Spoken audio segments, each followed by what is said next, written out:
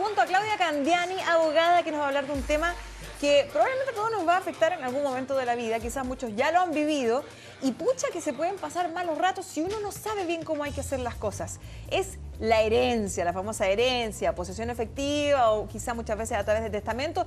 Todos esos detalles técnicos los vamos a conocer y queremos profundizar en ellos junto a Claudia. Gracias por acompañarnos. Hola, gracias por la invitación. De la casa ya, Claudia, de la casa. Sí.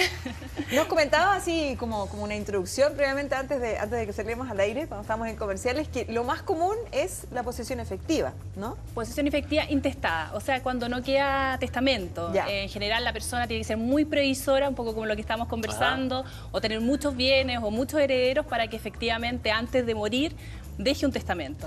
Oye, perdón, sí. cortito, ¿y el testamento, en el caso de hacerlo, por ejemplo, es cosa de escribir un papel y firmarlo nomás? ¿O cómo funciona eso? Si uno quisiera... en casos muy excepcionales se podría permitir efectivamente cosa de firmarlo o otorgarlo ante cualquier tercero. Por ejemplo, en caso de guerra, o sea, en casos de situaciones muy extremas, estar dentro de una nave que se va a hundir, situaciones así. Pero el normal de las situaciones, el testamento es ante un notario e incluso ante testigos. En plena también. Tranquilidad. En plena Ahora, tranquilidad. ¿hay algún criterio o es a criterio exactamente de la persona que lo está realizando o tiene que cumplir ciertas normas? Si tiene 2 hijos, 50 y 50, ¿cómo se va fijando eso? Claro, lo que pasa es que la ley jamás va a permitir que los legitimarios llamados herederos forzosos sean excluidos del testamento. Entonces, hay un porcentaje que es el 50% que efectivamente tiene que ser otorgado para los legitimarios, ya sea hijos legítimos o cónyuges sobrevivientes, ¿verdad? Y hay otras 2 partes que se llaman cuarta libre disposición. Cuarta mejora, ¿no? Sí, y la cuarta, claro, y cuarta de mejora, que esos pueden incrementar, te fijas, a esos herederos legitimarios o a un tercero que uno quiera incluir. Ah, perfecto. Pero eso también, esa regla tiene que ser aplicada, te fijas, dentro del testamento. Ya, y eso se aplica en el testamento. ¿Y qué pasa con la posesión efectiva? ¿Cómo es el trámite y cómo se disponen esas mismas, digamos, esos mismos porcentajes de los que tú hablabas? Claro, lo que pasa es que, como estábamos comentando también, la gran mayoría de la gente va a morir y cuando muere no hay testamento. Entonces, ¿qué pasa con sus herederos, verdad? Sus herederos van a tener que hacer lo que se llama la famosa posesión efectiva. Ahí vienen las peleas muchas veces, lamentablemente. Y ahí vienen, claro, las pocas faltas de acuerdo y de repente incluso las familias muy unidas se desunen producto, te fijas, de la famosa división de los bienes o adjudicación de los bienes.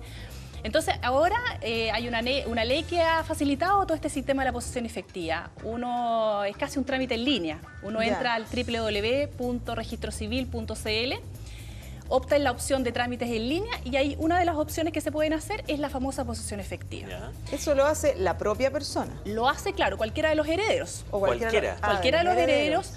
Claro, lo que pasa es que uno piensa que si lo hace un heredero va a dejar afuera a los otros herederos, pero en la práctica no es así, porque el registro civil vas a ir viendo que va a ir evaluando quiénes son los herederos, a quienes les corresponde. Se quedará en línea entonces que hay hermanos. Claro, sí. La que tiene ahí en la ficha que arroja exactamente. ¿no?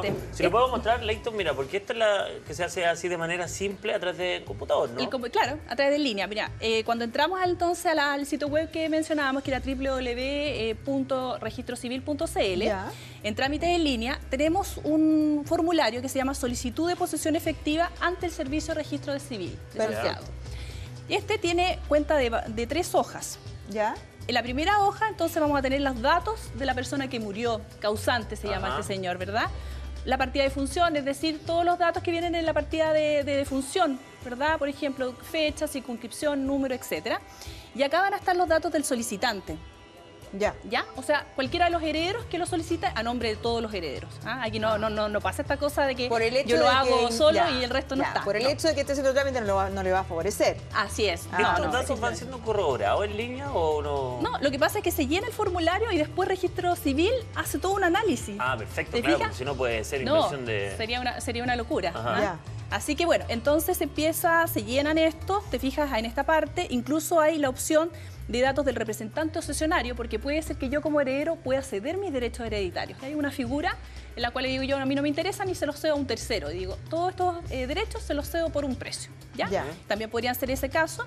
Y acá se colocan, te fijas al final, lo que son los datos de los herederos. Pide el RUT, el apellido, bueno, el nombre completo, fecha de nacimiento, defunción, calidad del heredero. Perfecto. Esa es la primera parte del formulario, como decimos, que lo puede hacer en línea o lo puede hacer directamente entonces en las oficinas de registro civil. Acá seguimos con los datos de los herederos, porque pueden ser muchos.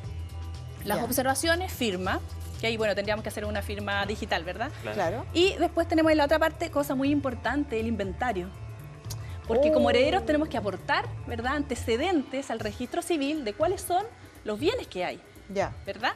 Y además tendríamos que dar cuenta de las deudas, porque tenemos que recordar que las deudas también se pueden heredar. Ya me dio lata. La fiscalización pero es mucho más rápido y simple que lo que había actualmente. Claro, que era civil. Ahora, la fiscalización debe ser súper intensa, eso también me imagino, súper rigurosa. Claro, porque aparte de describir los bienes, tú tienes que tener un inventario valorado, o sea, asignarles un valor.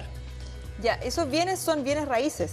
De todos los bienes. Pensamos en los bienes raíces, vehículos, ¿verdad? Vehículos. Podríamos tener acciones, ¿te fijas? O alguna acción antigua que se puede tener. Podríamos tener bienes muebles, ¿ya? O depósitos, por ejemplo. ¿Y la valorización de esos bienes, uno la hace o se hace a través de un avalúo En el caso de los bienes, fiscal? claro, muy bien, porque en el caso de los bienes raíces el avalúo fiscal nos puede servir, ¿verdad? Como antecedente, que es distinto al valor comercial normalmente, ¿verdad? Y ahí puede establecer un depósito, bueno, claro, es por el monto, te fijas, nominal que tiene en ese minuto. Y entonces te fijas porque ahí se describe bienes raíces, bienes muebles como vehículos, otros bienes que fueran excluidos de los bienes inmuebles. Si yo tengo un mueble antiguo, por ejemplo, ¿yo le otorgo el valor a ese mueble? Claro, salvo que tuvieras una tasación o algo más sofisticado, te fijas, que permitiera dar un cuadro fino. ¿Qué mueble estás pensando? Eso nomás, no, si no tengo... Oye, Claudia, esto sin lugar a dudas agiliza el proceso en lo que es una venta de una casa. A lo mejor me imagino yo que es tan engorroso cuando hay que hacer la posición efectiva, con lo de todo, a lo mejor esto lo agiliza de alguna manera, ¿no? O sea, claro, porque muere la persona, el causante, ¿verdad? Después vienen ellos y a través de este trámite en línea podrían, te fijas, dentro de, no sé, un mes más o menos, que es lo que podría demorarse. No hay plazo, pero es más o menos lo que se demora el registro civil en poder dar la autorización de la resolución definitiva de la posesión efectiva. Oye, y es absolutamente lícito, porque yo conozco casos que, por ejemplo, una propiedad, y son 2 hijos, por decirlo, ¿no?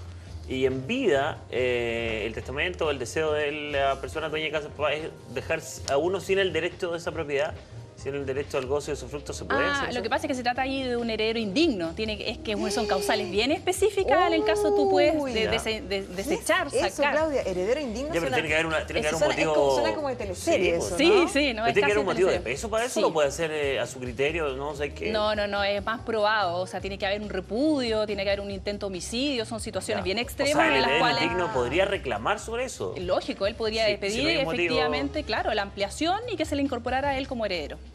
Ya, perfecto. Sí, así es.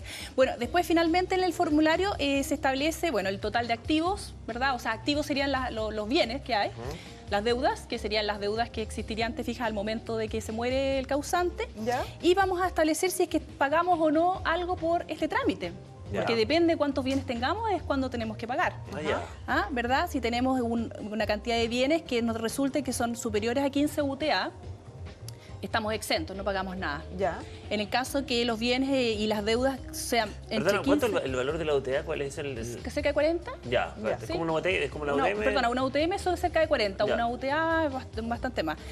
Y después tenemos más de 45 UTA que se pagan 2.5 UTMs. O sea, ahí estamos hablando 90, como 100.000 pesos, más o menos, de impuestos. Exacto. Perfecto. Eso es, y bueno, finalmente también se firma. Y ahí empieza entonces el trámite de lo que es la posesión efectiva en línea o en las oficinas de registro civil, como hablábamos. Todo eso entonces se puede hacer, tal como tú le decías, de manera rápida y teniendo entonces una inscripción de estos bienes en el instante, ¿o no? No es tan instante, pero por lo menos ya la solicitud la hiciste en línea. Claro, exactamente. ¿Y cuánto tiempo podría tomar de ahí hasta que uno reciba en el fondo la confirmación del registro civil de que está todo en orden? Sí, mira, se supone más o menos un mes y medio, si bien la ley no establece rígidamente 60 días pero o algo. Pero se están demorando eso si no están en paro. Exacto. En paro son como 4 meses. Claro, se podría demorar mucho más. Pero y si falta información o hay que rectificar cierta información, obviamente se le hace saber, porque uno coloca los datos de contacto también a la persona que está solicitando, te fijas, esta posesión efectiva, para que pueda completar, rectificar. ¿Y qué pasa si hay derechamente fraude en la información? Así como ahí como cambiando digamos, y el inventario, ahí se rectifica. ¿Hay castigo o solo rectificación? No, solamente rectificación. No se ha hablado de una sanción mayor a eso. No hay sanción a eso. No. Pero bueno, ¿qué pasa muchas veces? Que ¿cómo se llama? El heredero pretende que solo los bienes sean para él y no para otro.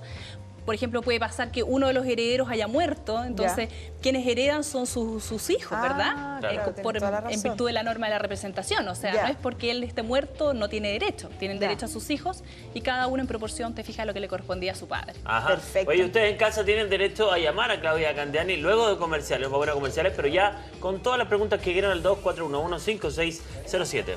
Así es, ya regresamos, no se Volvemos. vayan.